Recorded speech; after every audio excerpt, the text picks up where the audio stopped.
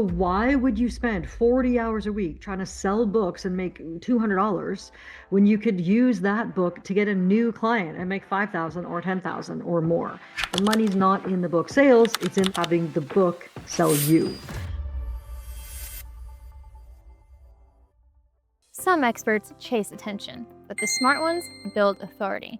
You're listening to the Authority on Demand podcast, where credibility becomes your competitive advantage. Every week, we're pulling back the curtain on how founders and leaders turn expertise into inbound demand through books that position, media that converse, and strategies that actually move the needle. I'm Danielle Hutchinson, your host and Chief Creative Officer at Authority on Demand. Now, let's turn your authority into leverage. Everybody has a book except you. Ouch, right? But here's the thing, it's kind of true. Your competitors have books, your mentors have books. The person that beat you in a pitch meeting last year, he might have a book too. They're just getting invited to speak at conferences, charging premium rates, being introduced as the author of. Well, today's guest is here to kick you off that fence. Suzanne Doyle-Ingram is the best-selling author of Everybody Has a Book Except You, and she's here to tell us that she was like you too. She was afraid of failure, that, she wrote her first book under a fake name, and that failure became a bestseller and launched her journey of helping other professionals write their books. So you're in for a treat because it's going to be all about what we need here, some writing tips and helping you get where you need to be too. So, Suzanne, it's a pleasure to meet you. Thank you for joining us today. Thank you, Danielle. It's such a pleasure to be here. Hey, real quick before we jump back in, if you're loving what we're doing here, hit that subscribe button and drop us a like. We're bringing you the best authors, the most real conversations, and all the writing wisdom that you didn't know you needed. So stick around because it only gets better from here. All right, now let's get back to the conversation. Yeah, of course.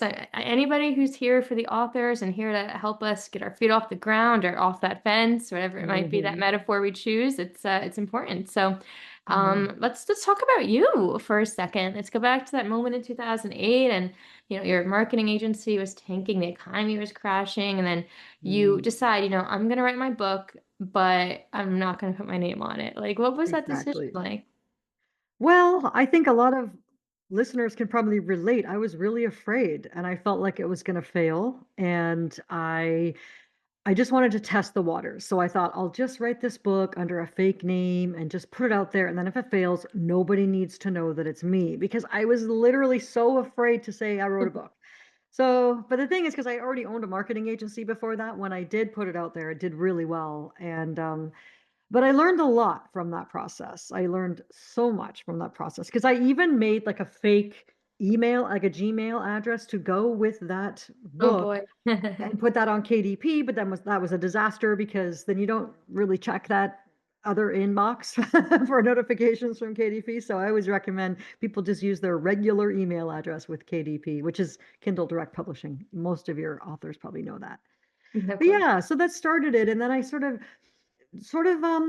learned to be confident after a while, and I grew my whole business around writing books. I wrote 7 books that year because I needed money, to be honest. And then I realized the money's not really in the book sales. It was very, very time consuming and stressful to try to sell book after book after book. So I ended up kind of going a different direction. Understood. Well, hey, very briefly, you did get it out there though, and it's funny now because looking back, would you still have put it under a pseudonym? Would you have maybe done it under your own name? Like, do you regret that choice? No, I No. don't regret it. No, I think it's all learning opportunities, I mean, when I was just speaking with an author earlier today, and she showed me her cover, and I was like, "Okay, I'm gonna be honest with you. I don't like the cover because of this and this and this and this and this, and Mhm. also it's not gonna be accepted because of this and this and this, and Oh also boy. you can't." And she's just like, "Oh, I'm so glad that." I was like, "Well, there's a difference between." I heard someone the other day say there's a difference between being smart and being wise. So being smart is knowing how to do the things, but being wise is having had 15 years of experience and all the mistakes that I've made makes it easier for me to pass on my knowledge to other people to help them not make those mistakes. So no, Right. I have no regrets. I think everything happens for a reason and everything that I went through led me to where I am now and I'm happy where I am now.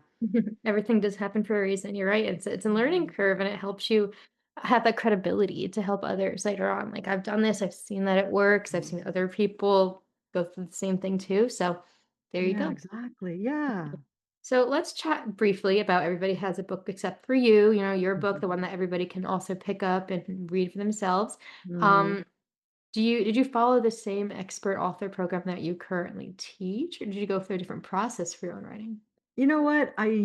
So the expert author program is something that I've been teaching for 15 years. And in my mind, it's very, very basic. I teach people all the foundational things that they need to think about before they start writing their outline, and then how to write their outline, and then all the things that come along with writing your book, like time blocking and time management, that kind of thing.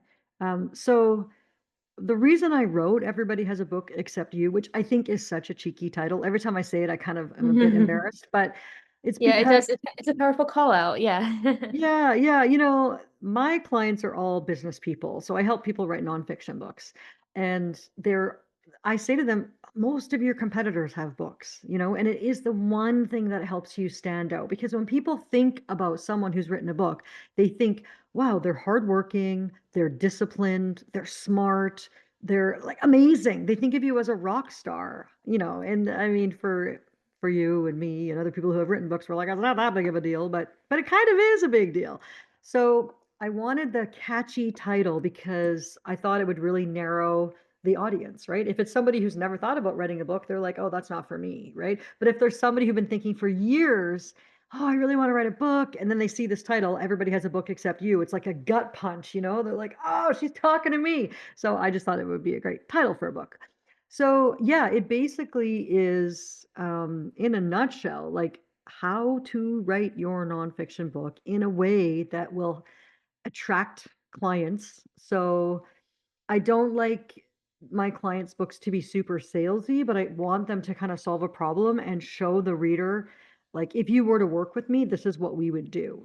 Often they have a framework, if they're a coach or a consultant. And so, yeah, that's really what the book is about. And I don't even have a copy of it in front of me. I ran to my office to get some books. I have all these other books that I could show you for some examples, but I didn't grab mine. That's so typical of me, though.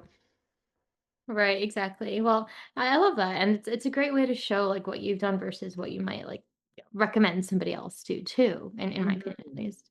Yeah, exactly. So I love that, and also another powerful point of your book is that money is not in the book sales, but having the book sell you. So I think that kind of goes Yes. into what you were saying too. Can you break down what that actually means? Well, you know what? I learned the hard way when I wrote those 7 books back in the day. I was like, "Oh my gosh, how am I gonna sell a book today? How am I gonna sell a book today?" And every time I sell a book, I'd make like $7, and I was writing articles and doing guest blog posts and all this crap, frankly.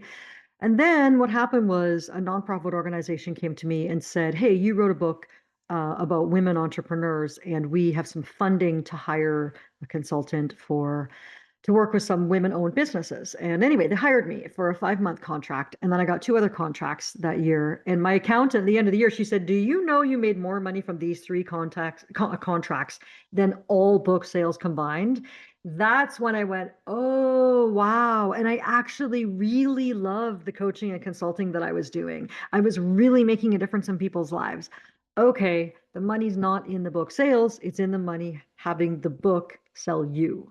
So, that's where that phrase came from, and I've been saying it ever since because I say to my some of my clients, I teach them, what is your average customer value? And I know it's not nice to put a money value on a person, but it's a business, right? So if you're a coach and your packages are $5,000, for example, or you're a real estate agent and your average commission is $10,000, that's your average customer value. So why would you spend 40 hours a week trying to sell books and make $200 when you could use that book to get a new client and make 5,000 or 10,000 or more? So for these types of books that I teach people how to write, I mean, they're coaches, consultants, health professionals, everything. I've had dog trainers all the way to, investors, mortgage brokers, IT professionals. I've done 11 books on cybersecurity or 12 books on cybersecurity, like women entrepreneurs, tons and tons and tons of different industries. And the bottom line is all of them can use their book as the greatest marketing tool And so it's a bit painful to write a book, I must admit, unless you use a ghostwriter like we have for some of our clients. But for most of our clients, I help them write their own book because it's all up here. They know it all anyways, you know? So their own wisdom and their own intellectual property is very, very valuable, and most people don't realize it. Right.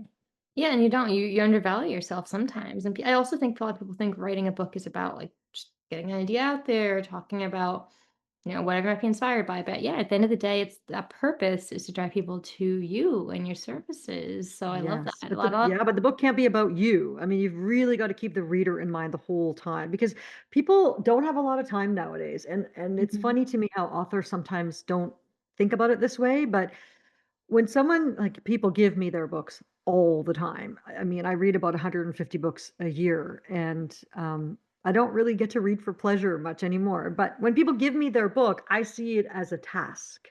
I don't see it as a gift. So it's important for an author to not be like shoving their books at people, going, read my book, because you're asking them to give you like 6 hours of their time, Or which yeah, is or more. so valuable, right? Nowadays. So what I would advise people to do, like for example, my real estate agents, I say to them, when you go to a listing presentation, do your normal presentation. And at the very end, say, Mrs. Smith, I know you're really busy. You probably don't have a lot of time to read, but if you do are interested, I have a book and I'm just going to leave this with you. And then you stop talking. And then Mrs. Smith will go, "Oh my gosh, you have a book. I can't believe it. Where did you find the time to write a book?" And then you go, "Oh, shucks," the humble brag, right? Yeah. But you don't give someone your book and then pester them. Have you read my book? What did you think of my book? And Hmm. because then it backfires, right? So it really needs to come from a place of service. And in terms of like writing the book, what is the reader going to get out of it? How can you help the reader? I mean, ideally, the reader is going to love you so much they're going to want to work with you. But let's say 97 out of 100 readers don't reach out to you. If you get 3%, that's great. I mean, we want more. But what I'm saying is, you know how it is with marketing. Generally speaking, a small number of people will contact you, but everybody else, we still want them to get value from this book. So if you're just writing all about yourself, um, I know most people think that's entertaining, but they're also, if it's a nonfiction book that you're using as a lead gen tool, then it really should be kind of have a framework that you take your clients through or be helpful in some way. Like, for example, with chiropractors, they can put like health tips in there. Real estate agents can put like how to prepare your home for sale. Like that sort of how to step by step guides are really, really important if you want to use your nonfiction book as a marketing tool. Understood, right. So it sounds like you're kind of an expert at picking out like what that guide might be for somebody who doesn't know like what to write about. Is that a common problem that you get? Like someone's like, I want to have a book. What do I write about? How do I frame Yes. it? Is that something you work with?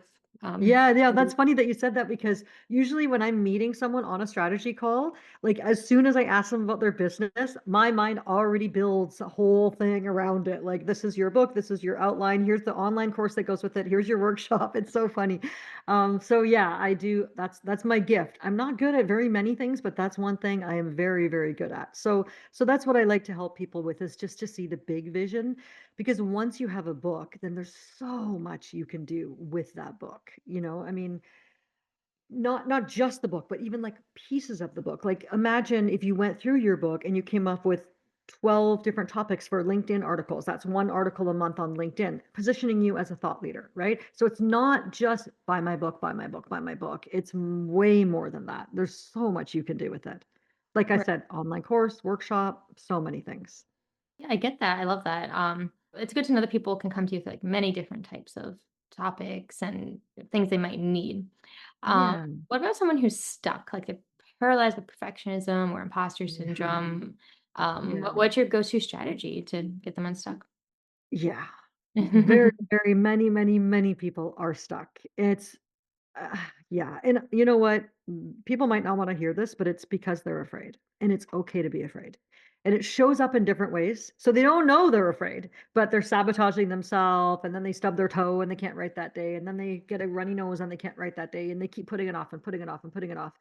Or worse, they don't even have an outline. Like oh my gosh, I met someone once who had a book coach and she came to me and she said, "Could you help me? Because I've been working with this amazing coach for a year." I said, "Yeah, let me see what you got. Send me what you got." She's like, "Well, I don't really have anything yet." I said, "Well, send me your outline." And she's like, "I don't have one." And I was dumbfounded. I thought, Uh, okay, how have you been working with a writing coach weekly for a year and you don't have an outline? Like, that's what are you doing? Just writing of yeah. the sky is blue and I'd like to have a sandwich? Like, what are you writing? And that's the biggest mistake that I see people make is they don't have a plan for their book. So they don't have a proper outline. I mean, I have an outline. I have a planner, a book planner that I sell for literally $37 that people can just fill out and it writes their outline for them. So it's not expensive to get help. And I recommend that people get help. And I'm not definitely not sitting here trying to sell my planner to you. I'm just saying that get some help if you don't know where to start because you'll waste so much time if you don't know how to write an outline. It's the most important thing. Because when you have an outline and it's very, very, very full, like let's say you have 10 chapters and you have 10 points under each chapter, and you have supporting material, you have research, you have inspirational stories, you have credibility, vulnerability, all these things. When you sit down to write, you will never have writer's block because it's right in front of you. You know exactly what to write today. If you're working on chapter 3, you look at the outline, you're like, "Hey, great, I'm writing that." And then it's a lot of work to set up the outline properly, but it's so worth it because then the book just flows out of you. It's amazing. Yeah, exactly. And that's a whole topic of debate too. Like, do you actually need an outline or do you not? I hear I'm around my podcast. People sometimes say they just let the ideas flow. They do, the organization and the editing process. Other people Yeah. like you, like advocate for the outline. I'm a big outliner, but I feel like there's a lot of people who Yeah. might say otherwise. What do you say to that counter argument? Like, have you heard anybody kind of? Well, depends on their budget because if they Yeah, just right. blather on for 200 pages, their editing is going to be exorbitantly expensive. Because imagine the editor gets a bunch of garbage. Like, Yeah. let's say not garbage. I'm sure it's very valuable, but a bunch of random thoughts, just random thoughts.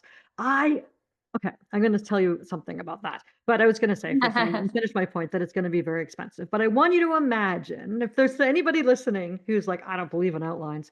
I want you to imagine this. As the author, you're taking your reader on a journey. Okay. So Mhm. imagine you're standing in front of a forest and your reader is right beside you and you're holding their hand and you're saying to them, "Let me show you the way. I'm going to show you how to walk through this forest." And in front of you, there's this beautiful paved path. And you're bringing your reader along and you're like, "Here's a deciduous tree and here's a fir tree." And it all makes sense, right? But if you don't have an outline, I can tell every time I read a book, every single time I read a book that someone hasn't had an outline, they send me their book. I go, "You didn't have an outline, did you?" Because what happens is it's almost like there's no path in the forest. You're dragging your reader through, you're banging them into trees, you're suddenly showing them a cheesecake recipe, you include a poem. It's like all over the place. You want your reader to feel comfortable and that they're in the right place. So it's almost like you want to have the same format for every chapter. Like maybe it depends on the book, but if you're a coach, you might have a lesson and then an example and then some takeaway action items, right? And then every chapter would be the same. So the reader goes, subconsciously, they're like, "I get it. This makes me feel safe and comfortable, and I feel like I belong." But if you're like rambling all over the place, the reader is just like, I don't know." And the thing is, an editor might just check it for grammar and spelling and tell you that you're done, but it's not going to be good. And you're going to turn people away more than having them be attracted to you. So that's my big rant about outlines and why they're important. I love it. We all need to hear it, Well, thank you for letting me stand on my soapbox for a minute there. I love it. Yeah, I mean, it's an important thing to think about. It's literally the bones of your book. I mean, I always advocate it, especially as a ghostwriter and editor.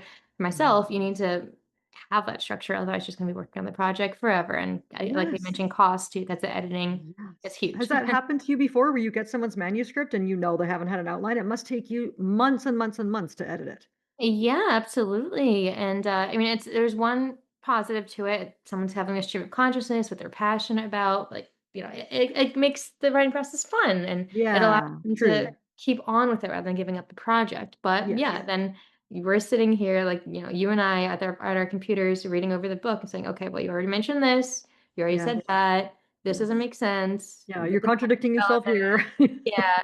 So, yeah, I mean, it's not to discourage anybody listening from writing their book, but think about it in advance. Like, jot those ideas down first, then organize them in a cohesive way.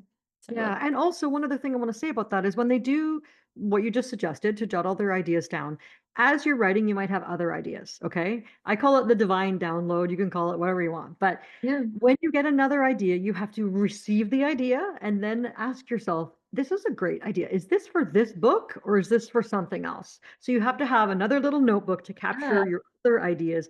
It might be a great LinkedIn article, it might be a good social media post, it might be a good blog post, but doesn't necessarily all have to go into this book that you're writing now. Yeah, yeah. Sometimes I create parking lot documents with my clients. Like, this here doesn't fit, but let's put it in the parking lot. You can always pull that passage out later on and Perfect. do something else. So, I love it. That's yeah. great. Yeah, I love Nice. that. So yeah, I mean, I'm curious to know. I mean, you've written your book, you've been helping people for years now. What's next on your agenda? Have you considered writing another book of your own at any point? Are you solely like committed to helping others? What's next on the Oh, well, I'm excited because I'm actually putting together a new program called Beyond the Book, Okay. and it is for nonfiction authors who have a book and they don't know what to do with it. And Mm, so I find that a lot of the information online is really just about like advertising your book, trying to get more book sales. So my program is all about getting visibility. So using your book to get on podcasts, to workshops, online courses, and also teaching them properly how to use AI to help market their book. understood. I like that. And I like you said properly use AI because that's like a huge topic right now. So great that you're Ah, whipping it in there. um, yeah, what's yeah, your take on AI. that, on AI use Oh, in manuscripts? well, okay. AI has the last 7 books across my desk have been completely ruined by AI. Completely. Mm, No, make that 8. Another one came in this morning. So getting back to what I said about authors being afraid, which is totally normal, what happens is many of them have been writing their books and then some friend tells them, just run it through ChatGPT just to make sure it's okay.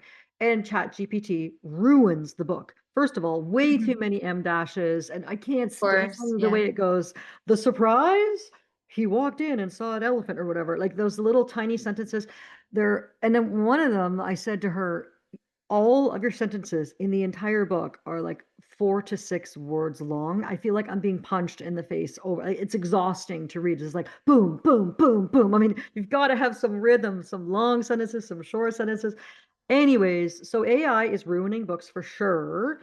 Please don't use AI to write your book. Please, please use a human editor. Please, because it's literally ruining books. Also, I have 3 things to say. That's number one. Secondly, when we upload books to Amazon now, there's a little box that we have to check that says, "Did you use Yeah, AI?" And I think it's going to come back to bite authors later on. People are able to see it now too, and it completely ruins your credibility and your reputation. So do not use AI.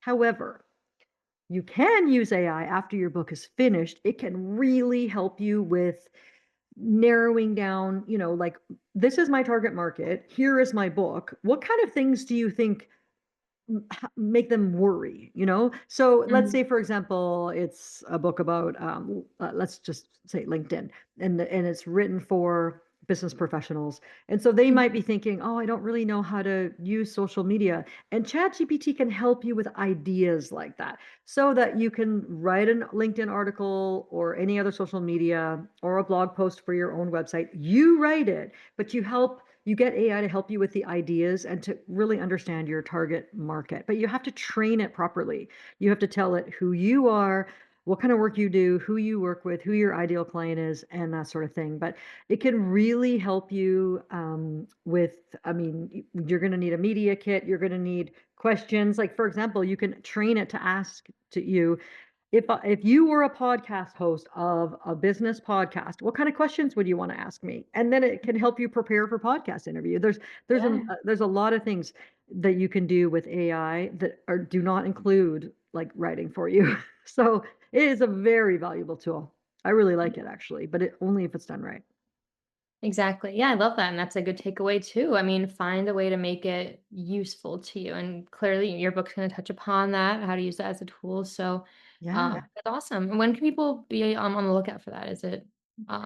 My it's gonna be a program called Beyond the Book, and it's launching in late January, so, if anybody wants to connect with me on LinkedIn, I'm the only Suzanne Doyle-Ingram on LinkedIn, luckily, so I'll be posting about it on LinkedIn and Facebook as well. So yeah, yeah. Perfect.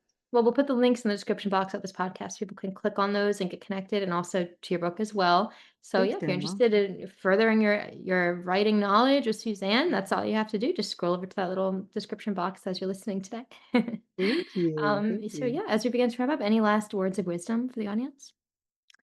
I just want to encourage people not to give up because the writing part is hard. The editing is hard. Like it's hard. I'm not gonna sugarcoat it. It's if you're a woman and you've had a baby, it's really like going through labor and delivery. But once the baby's out, then Right. the sky's the limit, and so many amazing things can happen. I've had so many clients do great things. I brought a bunch of books to show you, but I know we're running out of time. But um, Yeah. having a book, and typically you really only need one if it's done right. You need that one Yeah. book, and then you use that book to open so many opportunities for you. So don't give up. You and get help, and I'll help you if you want. Get help from someone. I mean, I might not be the right person for you, but there's lots of people out there that could help you. And I think it's just really important to remember one of my favorite expressions: to the world, you might just be one person, but to one person, you might be the world. So there could be someone out there looking for you right now, but they can't find you. So it's your Yeah. responsibility to get out there. You're not for everyone, but you're for someone. You're for Exactly. a few people for sure, right? I know I'm not. I know I'm not for everyone, but I've worked with over 1,000 people in the last 15 years, Danielle, and I love it. It's such a privilege to do what I do. I just love it. I love that, and it's a great way to end it, like, you've gotta find your passion, whether it's writing, whether it's helping others write, whatever it might be, Mhm. and Yeah. perfect. Yeah. Well, you heard it here, guys. We have the links to everything Suzanne in the description box of this podcast, like I said, so click on over. Thanks for all of the tips, all the insights. It's been a very enlightening conversation. It's exactly what our audience needed to hear, so it's been Thank you great. so Thanks. much. Thanks for having me.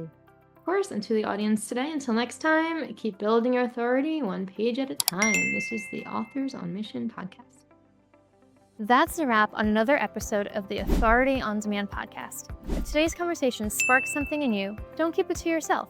Share this episode with a founder or leader who's ready to stop being the best kept secret in their industry. If you want to turn your expertise into inbound demand, head to authorityondemand.com to see how we help clients go from unknown to in demand.